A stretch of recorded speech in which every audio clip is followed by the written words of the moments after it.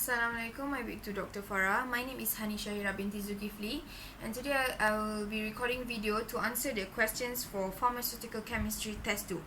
Now the questions is, I am the director of a renowned pharmaceutical company and my company want to come out with a new drug that boosts the income of my company.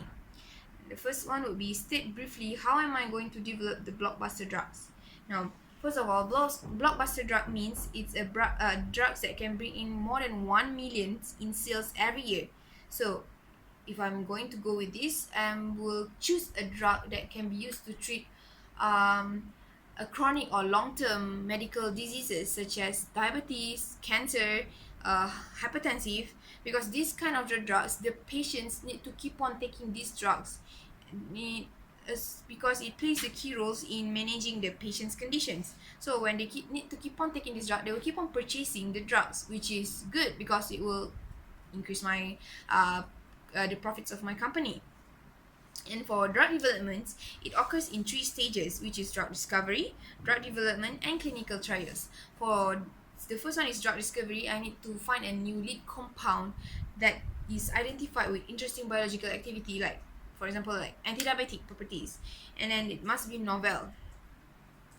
But at this stage, the lead compound, it's not good enough yet to be used as a drug, so that's why I need to further develop it and go in the drug development, which is I have to determine the precise biological mode of actions and to synthesize and modify the lead compound to improve the drug properties and or determine the structures activity relationships. Basically, this is for the formulations of best drugs by using the lead compound. And the last one, this last stages, is the clinical trials, which is important for testing my drug safety and efficacy. I have to see whether the molecules can act in the clinical settings like how I predicted or not. And also important is for like patient therapy, it's for monitoring the side effect of the drugs, and for formulation enhancement and manufacturing.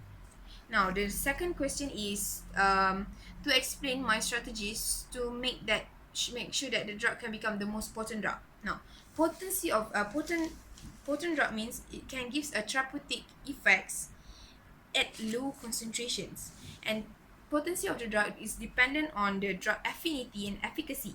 Drug affinity means the tendency of the drug to bind to its receptor, and the efficacy of the drug means the degree to which drugs activate the receptor and lead to cell response.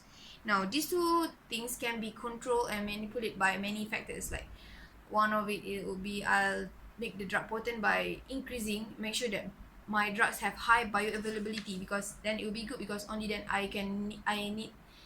will only be using and then the drugs will just need at low concentrations, then it can give response because it's have high bioavailability, and then because it won't be cleared out from the body or metabolized quickly. The next one would be the small molecule. I will make sure that my drugs have a small molecular weight, less than 500, because then this weight the most optimal one, because it will be not too big, then it won't be detected like by the immune system, for example, and then it won't be like detected because it's too small, then it won't be really detected to be metabolized and excreted from the body. And next one is I'll have to play with the lipophilicity of my drugs. Then the optimum one would be at log P from 0 to 3, which is not too low, not too high. Lipophilicity is important because for the drugs to pass through the membrane, which is made of phospholipid bilayer, the drugs need to have the lipophilicity so that it can pass through. If it's too low, it cannot pass through, but if it's too high, it will be stuck in between there because it's a bilayer, right? It will be stuck at the hydrophobic parts. And the next one, other than that, I'll play with the solubility of the drug, make sure it's soluble, because 70 to 75% of our body is made of water, and then that's why the drugs need to be able to solubilize in the water. And another is I'll make maybe the analog form of it, but of course I have to maintain the pharmacophore so that the core of the structures is maintained, so that it still can give the activity, the therapeutic response, the therapeutic activity. And then other than that, it will be I play with the stereochemistry, which is about the special arrangements of the drug molecules, which is important since receptors are susceptible to the shape of the molecules. So if I can create the optimum structures, then it can bind to its best. It can better bind at the drug target, which is can increase the drug affinity, which leads to lead to better potency of the drug.